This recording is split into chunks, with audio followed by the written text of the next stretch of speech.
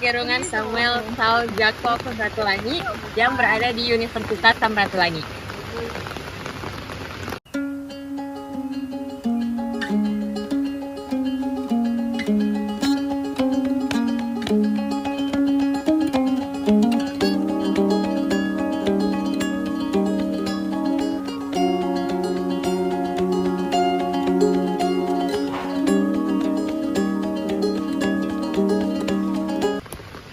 Lahir pada tanggal 5 November 1890 di Tondano, Sulawesi Utara. Samratulangi disebut sebagai pahlawan nasional karena jasa dan perjuangannya yang besar dalam memperjuangkan kemerdekaan Indonesia serta pengabdiannya dalam bidang pendidikan, politik, dan sosial.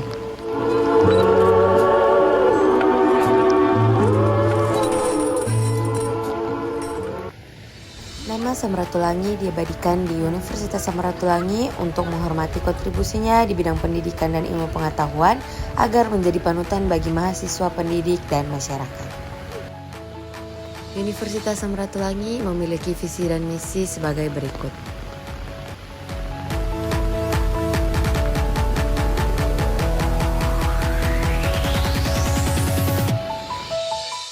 Lambang Universitas Samratulangi Manado.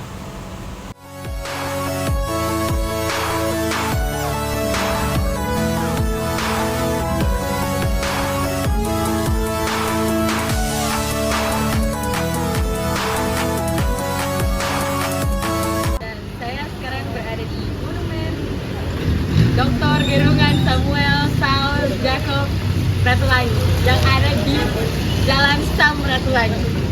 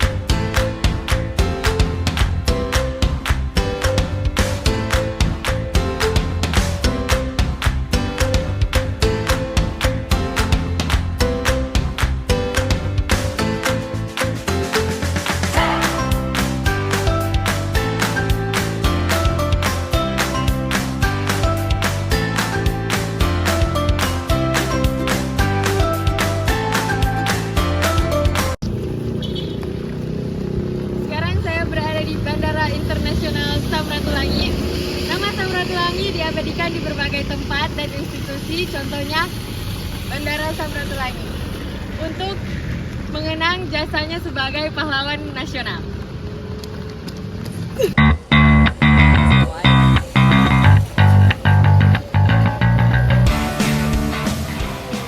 Beliau sangat dikenal dengan filosofinya, yaitu Sito Timo Tumauto, yang artinya manusia hidup untuk memanusiakan manusia lain.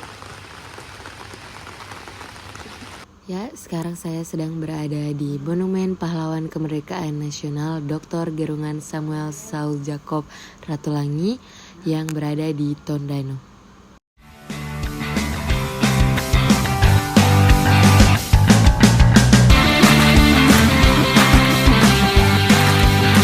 Dr. Gerungan Samuel Saul Jacob Ratulangi wafat pada tanggal 30 Juni 1949 di Jakarta. Dan monumen ini diresmikan pada tanggal 30 Juni 1987. Sekian pengetahuan tentang Dr. Gerungan Samuel Saul Jacob Ratulangi, dan kita akan next ke pembahasan selanjutnya. Sulawesi Utara. Sulawesi Utara disebut sebagai pintu gerbang perdagangan dunia, khususnya kawasan Pasifik, karena letaknya yang strategis di utara Pulau Sulawesi, berhadapan langsung dengan Samudra Pasifik dan dekat dengan negara-negara Asia Timur seperti Filipina, Jepang, Korea, dan Tiongkok. Posisi ini menjadikannya jalur penting dalam perdagangan internasional sejak masa lalu hingga kini. Didukung oleh Pelabuhan Bitung yang berstatus sebagai kawasan ekonomi khusus dan tengah dikembangkan menjadi pelabuhan internasional. Selain itu, Bandara Internasional Samratulangi memiliki jalur penerbangan luar negeri yang memperkuat konektivitas global. Sulut juga kaya hasil perikanan dan sumber daya laut yang mendorong ekspor ke negara-negara Pasifik, sementara masyarakatnya dikenal terbuka dan terampil dalam bidang maritim dan perdagangan.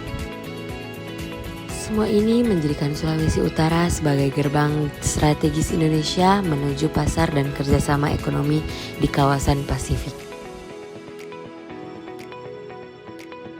Produk komoditi Sulawesi Utara. Yang pertama dalam sektor pertanian dan perkebunan, contohnya kelapa, pala dan cengkeh, jagung, vanili dan sayuran. Yang kedua dalam sektor maritim dan perikanan, ada ikan tuna, cakalang, tongkol, bubara, kakap, dan lain-lain. Yang ketiga dalam sektor pertambangan, ada emas, nikel dan biji besi, batu bara dan pasir besi. Yang keempat dalam sektor pariwisata. Yang pertama wisata bahari, ada Taman Laut Bunaken, Pulau Lembe, Likupang, Pulau Siladen, Gangga dan Lihaga, dan lain-lain. Dan yang kedua wisata alam dan pegunungan, ada Danau Tondano dan Gunung Lokon, serta Bukit Kasitomohon, dan masih banyak lagi. Asia Pacific Economic Cooperation atau yang biasa disingkat sebagai APEC adalah forum kerjasama ekonomi yang terdiri dari 21 negara di kawasan Asia Pasifik, termasuk Amerika Serikat, Tiongkok, Jepang, Korea Selatan, Australia, Kanada, dan negara-negara ASEAN seperti Indonesia, Malaysia, Thailand, Filipina, Singapura, Brunei, dan Vietnam. APEC didirikan pada tahun 1989 dengan tujuan untuk mendorong pertumbuhan ekonomi, perdagangan bebas, investasi terbuka, dan kerjasama antar negara di kawasan Pasifik secara inklusif dan berkelanjutan. Hubungannya dengan ASEAN sangat erat karena banyak anggota ASEAN juga tergabung dalam APEC, sehingga mendorong integrasi dan kerjasama regional yang lebih luas. Bagi Indonesia, APEC menjadi platform penting untuk memperluas pasar ekspor, menarik investasi asing, dan meningkatkan daya saing produk lokal. Dalam konteks perdagangan di kawasan Pasifik, APEC memudahkan penjualan produk unggulan Indonesia seperti hasil perikanan, kelapa, rempah-rempah, dan kayu ke negara-negara APEC melalui penurunan hambatan dagang dan kerjasama logistik. Hal ini memperkuat posisi Indonesia termasuk wilayah strategis seperti Sulawesi Utara sebagai pintu gerbang perdagangan menuju pasar Asia Pasifik.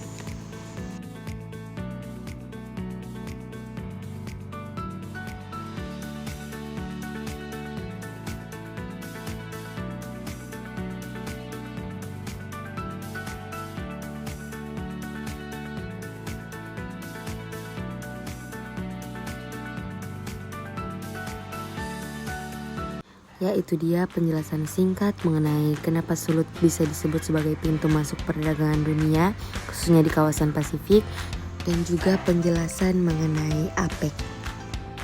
Semoga penjelasan saya ini bisa dimengerti. Terima kasih sudah menonton.